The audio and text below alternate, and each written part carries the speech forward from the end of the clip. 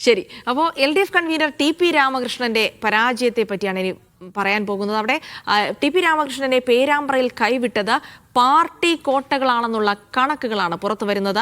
3000 lead പ്രതീക്ഷിച്ച മേപ്പയ്യൂർ പഞ്ചായത്തിൽ TP Ramakrishnan ലഭിച്ചത് ആകെ 1272 വോട്ടിന്റെ ലീഡ് മാത്രമാണ്.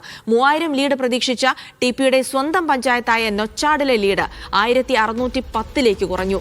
അരിക്കുളവും കീഴരിയൂരും എല്ലാം പാർട്ടിയെ കൈവിട്ടതോടെയാണ് പേരാമ്പ്രയിൽ ഫാത്തിമ തഹലിയ വിജയിച്ചു കയറിയത്.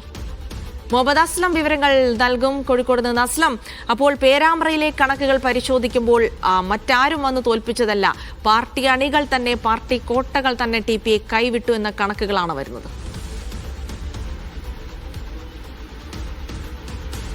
തീർച്ചയായും പേരാമ്പ്രയിൽ 10 പഞ്ചായത്തുകളാണുള്ളത്. അതിൽ തുടക്കം ആദ്യ പഞ്ചായത്തുകൾ എന്ന് പറയുന്നത് ചങ്ങരോത്ത്, ചക്കിട്ടപ്പാറ, പിന്നെ അവിടുന്ന് പേരാമ്പ്ര, ചെറുവണ്ണൂർ, തുറയൂർ തുടങ്ങിയ പഞ്ചായത്തുകളെല്ലാം തന്നെ UDFന് ലീഡിലേക്ക്, അതായത് ചക്കിട്ടപ്പാറയും ഒക്കെ തുല്യമായി പോവും. ബാക്കി സ്ഥലങ്ങളിലൊക്കെ തന്നെ UDF ലീഡ് ആയിരിക്കും.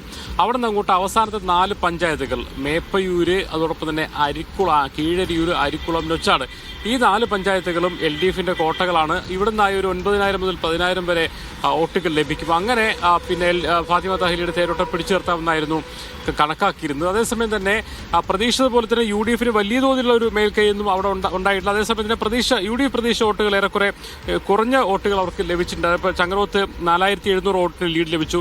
ചക്കിട്ടപ്പാറയുടെ അവർക്ക് അത്ഭുതപ്പെടുത്തിയ തുല്യമാവുന്ന സ്ഥലത്ത് 840 ലീഡ് ലഭിച്ചു. കൂത്താളിയിൽ ഒരു 1000 പ്രതീക്ഷിച്ചെടുത്ത് 471 വോട്ടിന്റെ ലീഡ് മാത്രമേ ലഭിച്ചുള്ളൂ. പേരാമ്പ്രയിൽ ഒരു 1000-ഓളം വോട്ടിന്റെ ലീഡ് പ്രതീക്ഷിച്ചെടുത്ത് 301 വോട്ട് മാത്രമേ പേരാമ്പ്രയിൽ ലഭിക്കുന്നുള്ളൂ. അവിടെ നിന്ന് അങ്ങോട്ട് ചെറുവണ്ണൂരിലും 670 വോട്ട് എന്ന് പറഞ്ഞാൽ UDF പ്രതീക്ഷ തലങ്ങളിൽ അത്ര വന്നില്ലെങ്കിൽ പോലും UDFന് പ്രതീക്ഷ ഏകദേശം ഒരു കുറഞ്ഞ വോട്ടെങ്കിലും അവിടെ കിട്ടിയിട്ടുണ്ട്.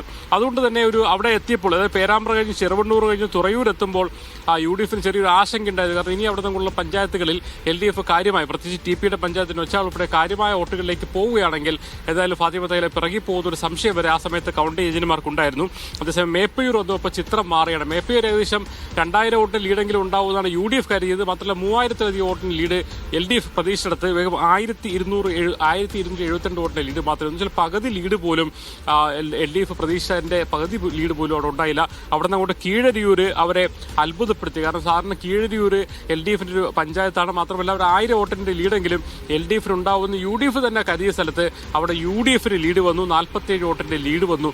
അത് കീഴരിയൂരോട് കൂടി തന്നെ മൊത്തത്തിൽ പാർട്ടി കേന്ദ്രങ്ങൾ കൈവിട്ടു എന്നുള്ള അവസ്ഥയെ UDF ക്യാമ്പ് ആഹ്ലാദത്തിലായി. അവിടുന്ന് അങ്ങോട്ട് LDF ക്യാമ്പ് മ്ലാനിലാവുകയും ചെയ്തു. പിന്നെ അവിടുന്ന് അങ്ങോട്ട് അരിക്കുളത്തെത്തിയപ്പോൾ 290 വോട്ടിന്റെ ലീഡ് മാത്രമാണ് ഉണ്ടായത്. ഏറ്റവും അവസാനം എണ്ണിയത് TPയുടെ സ്വന്തം പഞ്ചായത്തായ നൊച്ചാടാണ്. നൊച്ചാട് എന്തായാലും 3000-ലധികം വോട്ടിന്റെ ലീഡാണ് ശരിക്കും LDF പ്രതീക്ഷിച്ചിരുന്നത്. 2500 വോട്ടെങ്കിലും ലീഡ് ചെയ്യുമെന്ന് UDF അവിടെ കരുതിയിരുന്നു. അതേസമയം തന്നെ അവിടെ ആകെ LDFന് കിട്ടിയത് 1610 വോട്ട് ലീഡാണ്. എന്ന് പറഞ്ഞാൽ ഈ നൊച്ചാടും മേപ്പയൂരും തുടങ്ങിയുള്ള പാർട്ടി കേന്ദ്രങ്ങളിൽ വോട്ട് പ്രതീക്ഷത്ര വന്നിരുന്നുവെങ്കിൽ ഒരുപക്ഷെ TP വിജയിക്കുമായിരുന്നു എന്നുള്ളതാണ് കണക്ക്. എന്ന് പറഞ്ഞാൽ TPയെയും നമ്മൾ കണ്ണൂരിൽ പറഞ്ഞതുപോലെ പാർട്ടി കേന്ദ്രങ്ങളാണ് ശരിക്കും CPMനെ തോൽപ്പിച്ചതെന്ന് പറയുന്നത് പോലെ തന്നെ ഇവിടെയും TPക്കും തിരിച്ചടിയായത്. വലിയ തോതിലുള്ള പ്രചരണങ്ങൾ നടന്നു.